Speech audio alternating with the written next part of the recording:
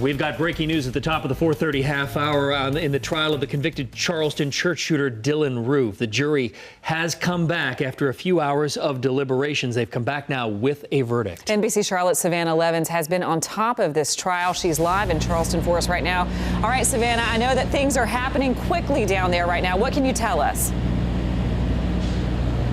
They are. So right now, everyone is being brought back into the courtroom. The judge says the jury, after about a little under 3 hours of deliberation, has reached a verdict. They have decided whether or not Roof will receive the death penalty or life in prison. We are waiting right now. I'm waiting to hear from my sources inside the courtroom. This verdict is imminent. We should be getting it any moment now. This comes just about half an hour after they brought the judge some questions. They wanted to know specifically how Roof would be held in prison, whether or not he was a threat to other prisoners. But again, right now, any moment, we are expecting to know what this jury has decided in the fate and the verdict of Charleston church shooter Dylann Roof.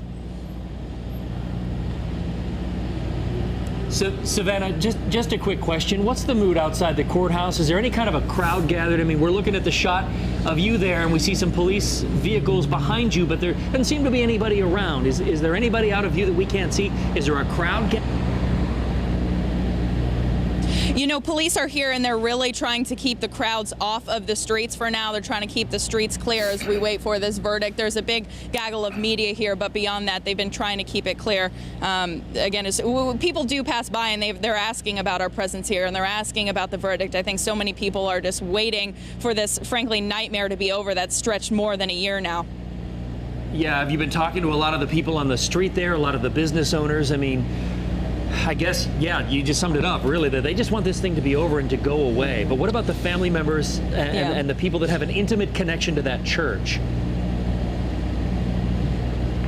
Yeah, I mean, you can just imagine how difficult this has been for them. I remember being here when the shooting happened, the night of the massacre. I remember it so vividly because I, for the first time, thought I might not be able to keep it together on camera. I mean, just the massive feeling of, you know, witnessing hatred firsthand. Was the gravity of that was very hard to handle. And now, more than a year later, I mean, the verdict being imminent in this, I think people are ready for it to be over. But, you know, no matter what the jury decides, it's not going to make any of this better. It's not going to bring those people back. It's not going to make the pain any less for these families. But hopefully it will help them to move on.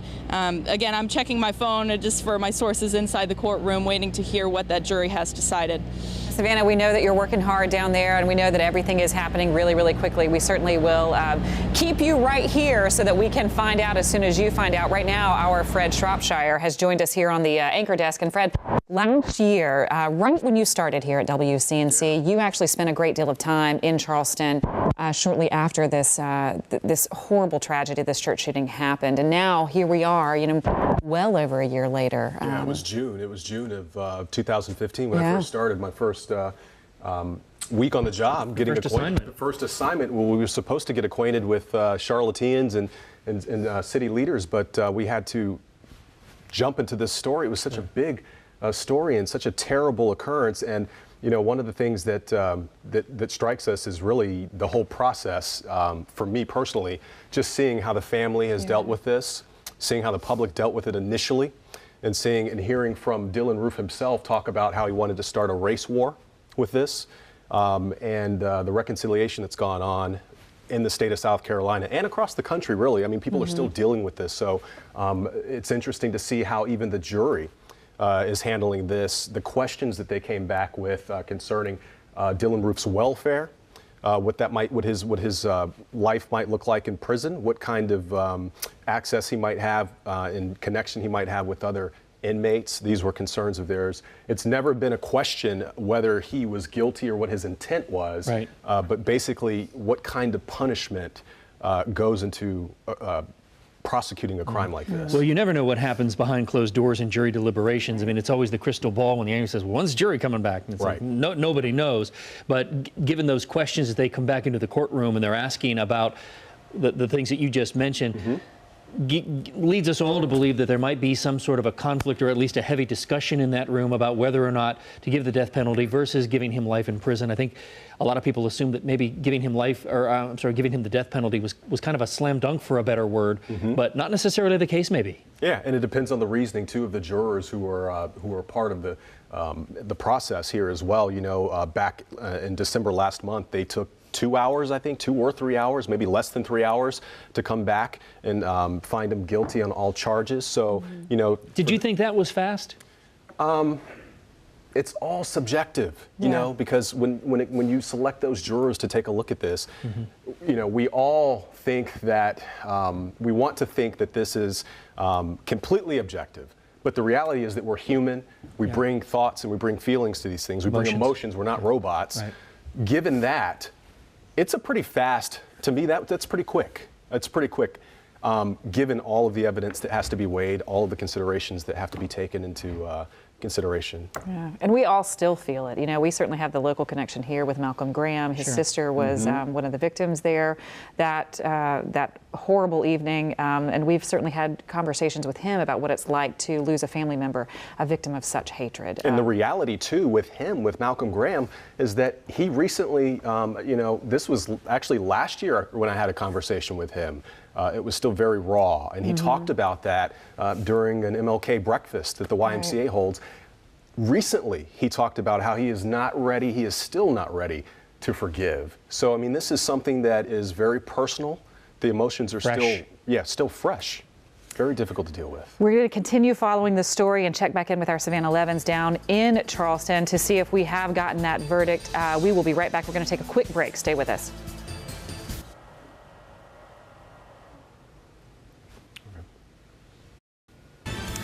Welcome back, everyone. We're continuing to follow the breaking news coming out of Charleston, South Carolina, where we understand a verdict is in the Dylann Roof trial. We are joined here by our Fred Shropshire, our 6 and 11 p.m. anchor and 5 p.m. anchor, who was in Charleston shortly after the church shooting happened. We've been discussing it here at the desk. What an emotional impact it's had on all of us. Yeah, it's had a huge emotional impact on South Carolina, the country.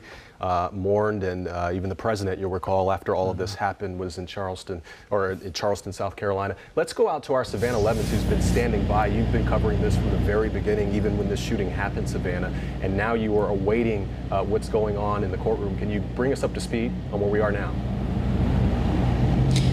Yeah, so right now the jury has just entered the courtroom. The judge is there reading through the verdict this very second. Any moment now, we should know whether they have sentenced Dylann Roof to life or in prison or the death penalty. Now, keep in mind, if they're deadlocked or if one person doesn't agree, he would still get life in prison. Mistrial is not an option here in this particular case. Interesting, though, that he continued to represent himself through this phase of the entire proceeding. A lot of people have been wondering if that opens up any possibility for any kind of an appeal. If the death sentence, he should get an appeal automatically. But has there been any talk about that down there, Savannah? There has not been. You know, he did ask to defend himself, but he's been very clear in the sense that he did that in order to avoid a mental health plea that his lawyers, he says his lawyers were trying to force him into. So he seems like that was really his only intention behind him representing himself. So no talk of an appeal at this point yet. Savannah, we know that the jury took at least a couple of hours to deliberate when they were considering whether he was guilty or how guilty. Can you kind of compare and contrast the difference that the jury has taken in the process of figuring out whether they want a life sentence or a death sentence?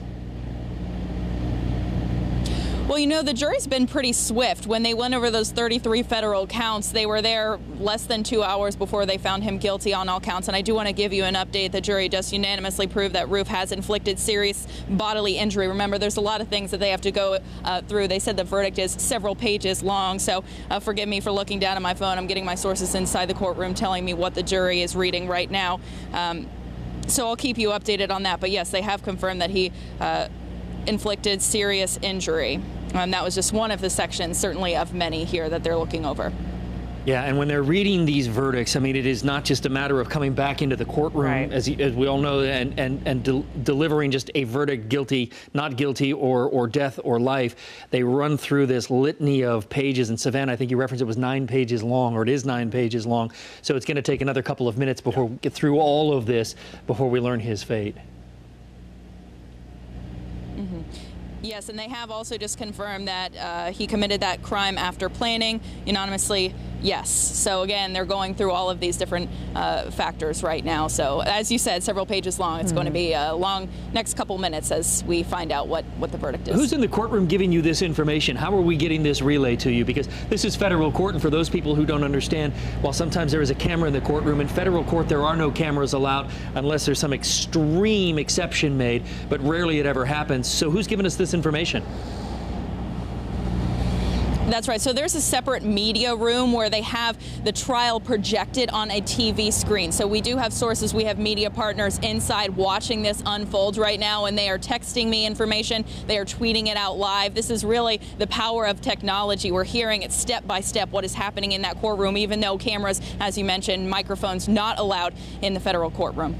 We'll continue to let you keep us updated as you're getting information. I see you checking your phone there. It doesn't happen the way that we see it on television always. It is a very long process. Is any more information coming through on your phone right now as we have you here live? Yep, I'm seeing the jury has found all statutory aggravating factors true beyond a reasonable doubt, unanimous in counts of killing Susie Jackson and others. They are really trying to go through all of these right now, trying to sort out, I think, all of this different information. There's lots of different factors that they need to touch on. So information coming in quickly, and we'll certainly bring you the latest as we get it. Yeah, thanks, Savannah. There's a lot of I's that need to be dotted and T's that need to be crossed to make sure this is done. And this is a very systematic thing that they are doing in that federal courtroom right now. Yeah. Thank you, Savannah. So if you're just now joining us, we are going through, now jurors going through the verdict page by page, 9 pages that they have to go through, conditions that have to be met before the judge. Now they've reached a verdict. We're learning the degree at which they reach that verdict as they go through those decisions page by page. Our Savannah Levins has been following this from the very beginning. She mentioned one of the victims, one of the very sensitive things that came out of this that we learned, as we began to learn individually who these folks were. 3 of the victims, 70 years old or above. Right. Just there for a Bible study. Just there for a Bible study. Yeah. And that is really, one of several tragedies in all of this. Yeah. We have to take a quick commercial break right now, but we are going to continue following this story. Stay with us. We will check back in with Savannah Levins. Savannah Levins in just moments. Stay with us. We are following breaking news about the penalty phase here in the Dylann Roof trial. Let's get right out to our Savannah Levins, who is down in Charleston with the verdict. Savannah, what do we know? That's right. The jury has just now unanimously sentenced Dylann Roof to death. This just coming in moments ago. They found on all of these counts that this was racially incited, that this was a hate crime, and they have sentenced, again, Dylann Roof to death instead of life in prison. You guys, we just got word just moments ago. Was there any reaction outside the courtroom or outside the courthouse, rather? Well, this just came in a second ago, so we're not getting much reaction yet, but I have heard in my conversations with Charleston residents that they had some concerns that people might protest if he did not get the death penalty. So we wouldn't imagine that would be an issue, but we'll certainly keep an eye on that. And dovetailing off of that issue, are there any extra safety measures in place around that courthouse or in town in anticipation that something like that might have occurred? Well, there's Homeland Security on every corner. There's police security everywhere. So it really is very secure in this area in Justice Square here in Charleston. So I would say there wouldn't be any major safety concerns here, but no real gatherings of anyone at this point. But again, this word just coming in moments ago from inside the courtroom where no cameras or microphones are allowed. Savannah, I know you're getting information from a source who's inside. Any idea of Dylann Roof's reaction as that verdict was read? How he might have reacted given that he represented himself during this trial? They're telling me that he's been very stoic throughout most of this trial. In the past several weeks, he's pretty much just looked down at the table, at his papers, shuffled through them every once in a while. But they told me as the verdict was read, he's remained relatively stoic. In his closing statement today, he told the jury he asked them for life in prison, but he even said, I don't know that it will do much. So it almost indicates that this is something he might have expected, but no real reaction from him as far as what I'm hearing. Yeah. All right, Savannah Levins reporting for us in Charleston. We'll be talking to her, of course, at the top of our 5 o'clock hour. In the meantime, we're going to wrap up our coverage here, take a quick break. We'll be back with the end of the 4 o'clock news here in just a moment.